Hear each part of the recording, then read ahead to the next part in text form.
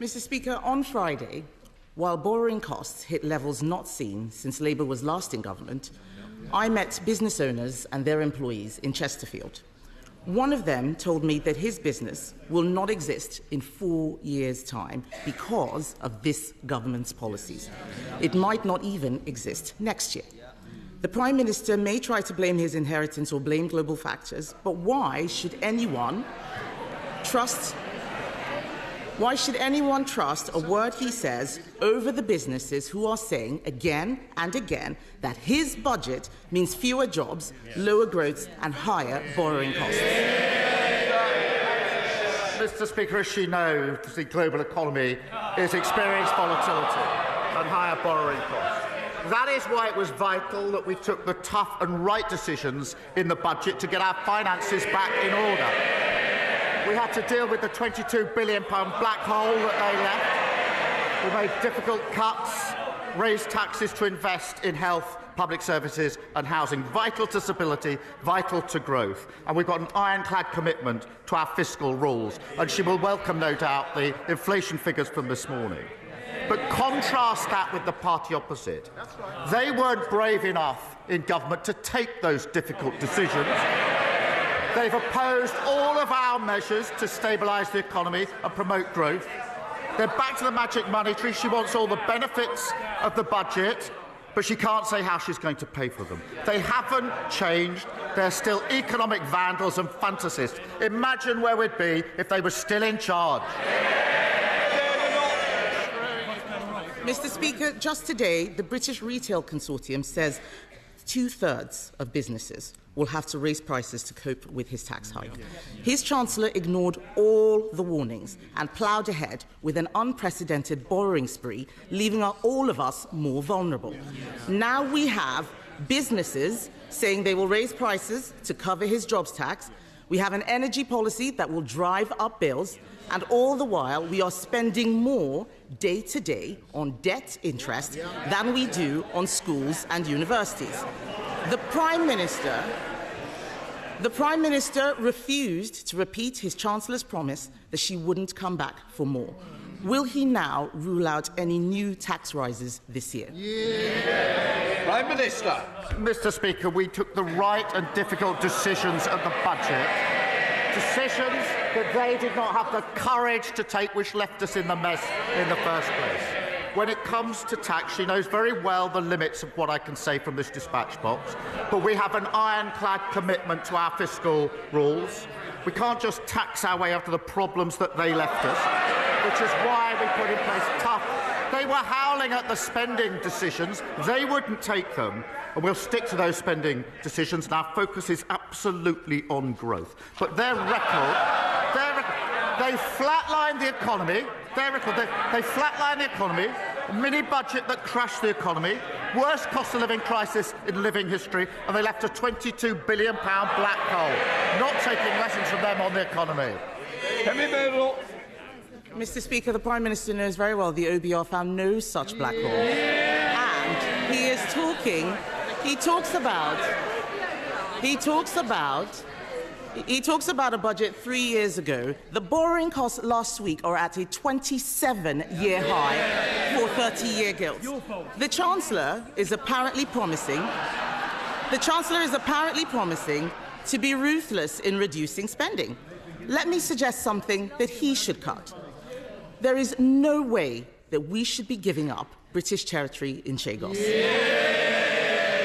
He is rushing a deal which will be disastrous and which will land taxpayers with a multi-billion-pound bill. Why does the Prime Minister think British people should pay to surrender something that is already ours? Mr. Speaker, we inherited a situation where the long-term operation of a vital military base was under threat because of legal challenges. The negotiations were started under the last government. The then Foreign Secretary came to this House to say why he was starting negotiations and what he wanted to achieve. And he said the aim was to, quote, ensure the continued effective operation of the base. That is precisely what this deal has delivered. Mr. Speaker, there is no one he can blame for this dud deal except himself. At the budget, Labour were congratulating themselves for having the first female Chancellor, instead of ensuring the country had someone actually qualified to do the job. The Prime Minister...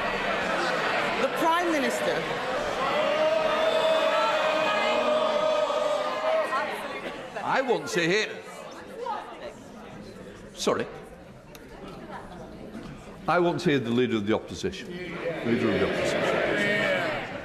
Mr. Speaker, the Prime Minister claims he has full confidence in the Chancellor, but the markets clearly do not. Yesterday, the Chancellor repeated her promise to have just one budget per year to provide businesses with certainty. The talk in the city is that she can't meet her fiscal rules, and there will need to be an emergency budget. So does the Prime Minister stand by the Chancellor's commitment that there will be only one budget this year? Prime Minister. She'll be pleased to know the Chancellor will be in place for many, many years to come. She'll outstrip them. Mr. Speaker, if we all thought the politics was about cheap points, I could criticise their chancellors, but I don't have enough time to go through all of the chancellors that they had. We have one budget, that's what we're committed to, strong fiscal rules, and we'll stick to them, unlike the party opposite. Mr. Speaker, at a time of turmoil in the markets, the Prime Minister was distracted by the crisis around the former City Minister. What does it tell us about his judgment that yesterday he said he was saddened that his close friend resigned? This was an anti-corruption minister under criminal investigation for corruption. Mohammed Yunus, the Nobel Prize winner advising Bangladesh, said London properties gifted to the former city minister may be proceeds of robbery. So, will the Prime Minister offer Bangladesh the full support of our National Crime Agency in ensuring that any properties bought with stolen funds are properly investigated? Prime Minister.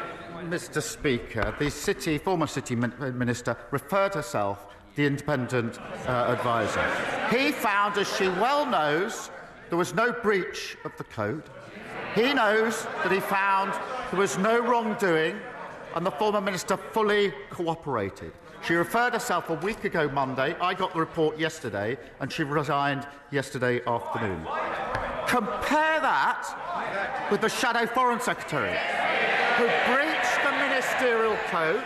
Her predecessor, Batu, ignored it. It was the adviser that then had to resign because he wasn't taken seriously, and she's now serving the leader of the opposition. What a contrast. Thank God the British public chucked them out. Kemi Badenoch. Mr. Speaker, he did not answer the question about the National Crime Agency. No answer to investigating dodgy Labour ministers, just as last week he didn't want an inquiry that might expose dodgy Labour councils. The Prime Minister knowingly appointed a convicted fraudster as his Transport Secretary. The anti-corruption minister he had full confidence in only days ago resigned yesterday in disgrace. He is negotiating a secret deal to surrender British territory, and taxpayers in this country will pay for the humiliation. Now it turns out his government may write a cheque to compensate Jerry Adams. This is shameful. We left him the fastest growing economy in the G7. In just 6 months, under his leadership, it's been taxes up, borrowing up, mortgage rates up, and that's not all. Business confidence is down, jobs are down, growth is down. Can the country afford 4 more years of his terrible judgments? Mr. Speaker, among that barrage of complete nonsense, there is one point that I need to address, because it's the Legacy Act, and it will be of real interest across the House. That Act was unfit because, well, not least because it gave immunity to hundreds of terrorists and wasn't supported by victims in Northern Ireland, nor, I believe, by any of the political parties in Northern Ireland. The court found it unlawful. We will put in place this is a serious point, we will put in place a better framework. We're working on a draft remedial order and replacement legislation, and we will look at every conceivable way to prevent these types of cases claiming damages. And it's important I say that on the record. But as for her claim and her nonsense, they crashed the economy. Mr. Speaker, I got a letter this week from a Tory voter in a Labour seat. I hope they don't mind me saying who it was. It was Liz Truss. Mr. Speaker, it wasn't written in green ink, but it might as well have been. She was complaining that saying she'd crashed the economy was damaging her reputation. It was actually crashing the economy that damaged her reputation. Mr. Speaker, what have we heard? All they've got is complaining. No defence for their sorry record. They don't even acknowledge it. No ideas, no policy. They're like a blank piece of paper, blowing hopelessly in the wind. No wonder the country put them in the bin.